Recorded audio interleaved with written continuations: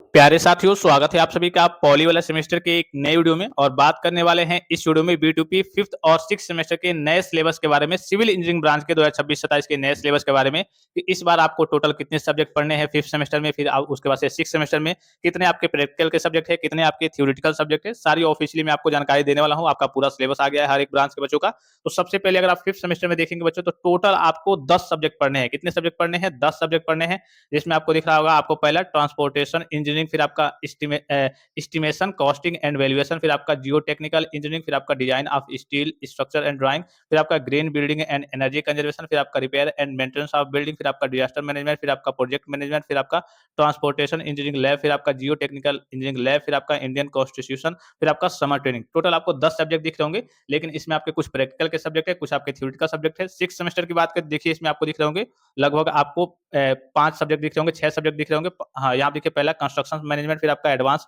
Construction technology, फिर आपका entrepreneurship and startup, फिर आपका रिन्यूएबल एनर्जी एंड टेक्नोलॉजी, फिर आपका एनर्जी कंजर्वेशन एंड ऑडिट, फिर आपका प्रोजेक्ट। ठीक है, यहाँ पे टोटल यहाँ पे एक तरीके से आपके 3 और 3 6 सब्जेक्ट इसमें है।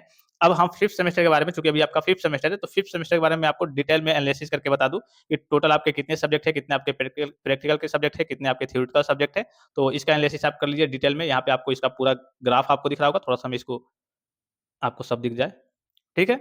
यहाँ पे आपको दिख रहा होगा टोटल, यहाँ पे देखिए 10 नंबर तक सब्जेक्ट आपको, चलिए पूरा मैं आपको दिखा दे रहा हूँ एक ही साथ।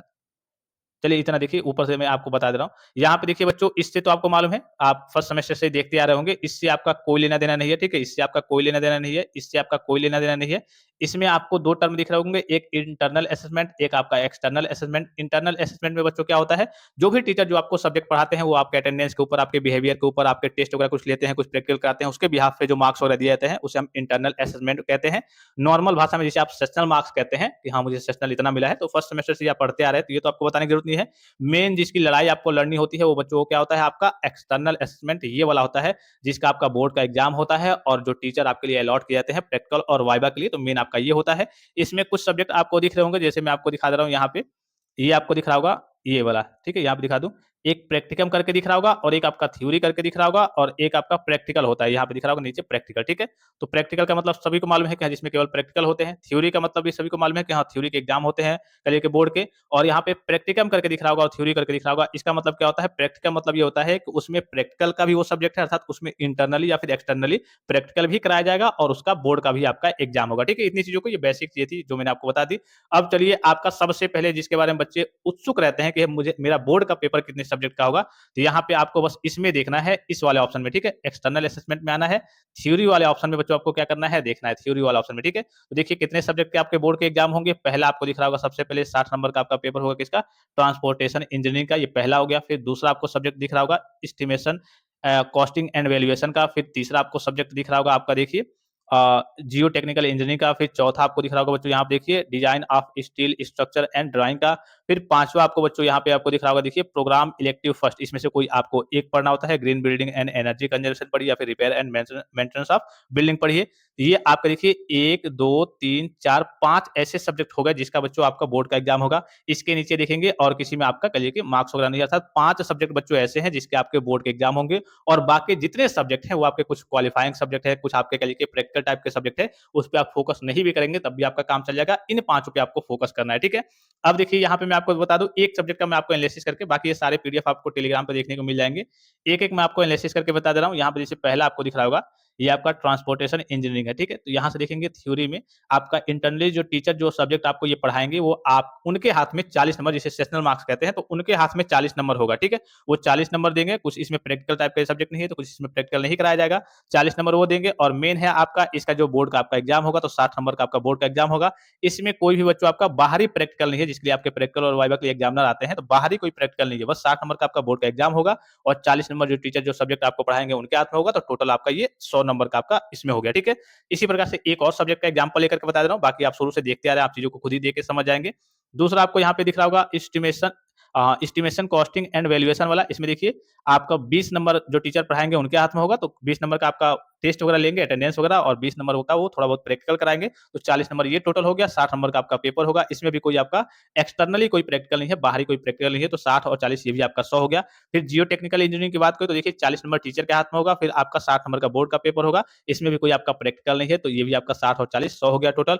फिर design of steel structure and drawing की बात करें तो इसमें देखिए आपका वही 20-20 40 का आपका इंटरनली हो गया, फिर 60 नंबर का आपका पेपर हो गया, इसमें कोई आपका प्रैक्टिकल नहीं है, तो 60 और 40 100 हो गया। फिर उसके बाद से आते हैं पांचवें की ओर, प्रोग्राम इलेक्टिव में कोई एक आपको पढ़ना है, तो इसमें भी देखिए इंटरनली आपका 40 है, टीचर के हाथ में 40 रहेगा और 60 नंबर का इसका आपका पेपर होगा, तो 60 और 40 इसमें भी कोई आपका बाहरी प्रैक्टिकल नहीं है। जितने सब्जेक्ट हैं, जो भी आपके थ्योरेटिकल, इसमें बाहरी कोई प्रैक्टिकल नहीं है, तो ठीक है। तो 60 और 40 आपका टोटल ये आपका 100 हो गया। फिर उसके बाद से आते हैं यहाँ से छठे सब्जेक्ट से आएँगे, यहाँ पे देखिए छठे सब्जेक्ट है ओपन इलेक्टिव, आपका फर्स्ट वाला करके दिख रहा होगा यहाँ पे देखिए। इसमें आपको 2 पढ़ना है, डिजास्टर मैनेजमेंट या फिर प्रोजेक्ट मैनेजमेंट, ठीक है। तो ओपन यहाँ पे देखिए ओपन इलेक्टिव में थ्योरी है, यानी कि इसका आपको देखिए यहाँ पे दिख रहा होगा आपको, इसका आपको यहाँ पे देख लीजिए, थोड़ा-सा मैं आपको ऊपर से दिखा दूँ, यहाँ पे दिख रहा होगा। इसका आपको जो भी टीचर जो सब्जेक्ट ये आपको पढ़ाएँगे, तो ये आपका क्वालिफाइंग नेचर का सब्जेक्ट है, ठीक है। बस आपको जो टीचर पढ़ाएँगे तो वो आपको टेस्ट वगैरह कुछ एग्ज़ाम वगैरह कराएँगे नॉर्मली। बस इसमें आपको बच्चों को क्या करना है, पास करना है उसको। इसका जो नंबर है, मार्क्स वगैरह है, यहाँ पे देखेंगे आपके कल के रिजल्ट में मार्कशीट में नॉट एप्लीकेबल दिख रहा होगा, यानी कि वो आपका यहाँ पे मार्कशीट में रिजल्ट में ऐड नहीं होंगे, बस क्वालिफाइंग नेचर का सब्जेक्ट है, ठीक है। दिख रहा होगा, ये पढ़िए आप, या फिर अथवा में दिया हुआ है ये सब पढ़िए, आपका दिख रहा होगा। इसमें आपका बस एक तरीके से सर्टिफिकेशन कोर्स है कि हाँ, बस आपके नॉलेज के लिए, आपकी जानकारी के लिए कि हाँ, आपको पढ़ाया जाएगा, और जो टीचर पढ़ाएँगे वो आप अपने हिसाब से नॉर्मल सा टेस्ट वगैरह ले लेंगे कि हाँ, बच्चे वगैरह पास हो गए हैं, कोई दिक्कत की बात नहीं है, तो इन सब में कोई दिक्कत आपको नहीं आएगी, ठीक है। यहाँ पे बस इसमें देखना है कि हाँ, ये आपके मार्कशीट में ऐड होता है या फिर नहीं, तो ये सब मार्क्स आपके ऐड नहीं होते हैं, क्वालिफाइंग नेचर के सब्जेक्ट हैं, फिर ठीक है। फिर उसके बाद से आएँगे, इसमें देखेंगे ट्रांसपोर्टेशन इंजीनियरिंग, ये आपका लैब वाला है, प्रैक्टिकल टाइप वाला है, ठीक है। इसमें देखिए आपका इंटरनली जो यहाँ पे प्रैक्टिकल होगा 60 नंबर का, और एक्सटर्नली प्रैक्टिकल होगा 40 नंबर का, तो 60 और 40 100 हो गया। फिर जियो टेक्निकल इंजीनियरिंग लैब में आएँगे, तो ये भी आपका प्रैक्टिकल है, 60 नंबर का इंटरनली प्रैक्टिकल होगा, 40 नंबर एक्सटर्नली, मतलब क्या होता है, इसके लिए आपके एग्जामिनर आते हैं, वो आपसे पूछते हैं, आपकी फाइल वगैरह चेक करते हैं, ये भी आपका 100 हो गया। फिर उसके बाद से इंडियन कॉन्स्टिट्यूशन, देखिए इसमें क्यों लिखा हुआ है, ये भी क्वालिफाइंग नेचर का है। इसमें देखेंगे क्वालिफाइंग नेचर में, तो यहाँ पे आपको दिख रहा होगा, ये भी आपका 50 नंबर का इंटरनली ही पेपर कराया जाएगा, एक्सटर्नली बोर्ड नहीं कराएगा।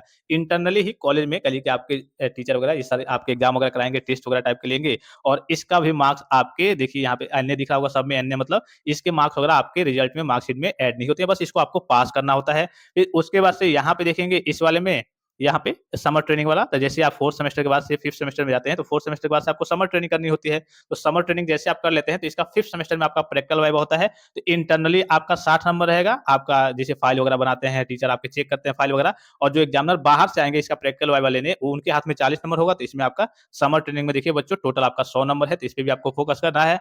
बाकी उसके बाद से आपको दिख रहा होगा यहाँ पे स्टूडेंट सेंटर एक्टिविटी, तो ये आपको हर एक सेमेस्टर में ये आपका होता है, 50 नंबर का आपका ये आपके अटेंडेंस के ऊपर, आपके बिहेवियर के ऊपर, इसका कोई एग्जाम नहीं होता है, आपके अटेंडेंस और बिहेवियर के ऊपर कॉलेज वाले आपको नंबर देते हैं। ये ऑलमोस्ट सभी बच्चों को 50 में 50 मिल जाता है, जिनको कम मिलता है इसका मतलब ये है कि वो कॉलेज में लड़ाई झगड़ा करते हैं, उनका कॉलेज में रेपुटेशन अच्छा नहीं है, ठीक है। इसका देखिए इसका जो आपका मार्क्स है वो आपके रिजल्ट में मार्कशीट में ऐड होता है, इसका आपको विशेष ख्याल रखना है, ठीक है। इतनी चीजों को समझ गए। टोटल की बात करें तो देखिए 850 का है, अब 850 में कितना आप प्राप्त कर लेते हैं, ये सारी चीजें आपके ऊपर डिपेंड करती है। जो आपका थ्योरी का पेपर होगा वो 5 सब्जेक्ट का होगा, और 6 67 नंबर का होता है, तो 6 पचे 30, यानी कि 300 का आपका थ्योरी का कल के एग्जाम होगा। और उसके बाद से जितने आपको दिख रहे होंगे ये इंटरनली आपका देखिए थ्योरी से ज्यादा आपका इंटरनली जो है 430 नंबर का है, तो इंटरनली पे आपको टीचर से लगाव व्यवहार वगैरह वो लगाए रखना है, बनाए रखना है, ताकि आपको अच्छे खासे मार्क्स वगैरह देखने को मिल जाए, ठीक है। ये आपका 5th हो गया। फिर उसके बाद से 6th सेमेस्टर का भी हम बात नहीं करेंगे, क्योंकि अभी आप 5th सेमेस्टर में हैं, 5th सेमेस्टर की पढ़ाई कर लेंगे, फिर उसके बाद से हम 6th सेमेस्टर के बारे में बात करेंगे बच्चों, ठीक है। तो आई होप कि वीडियो आपको इन्फॉर्मेटिव लगा होगा, और सारी चीजों को आप समझ गए होंगे डिटेल में।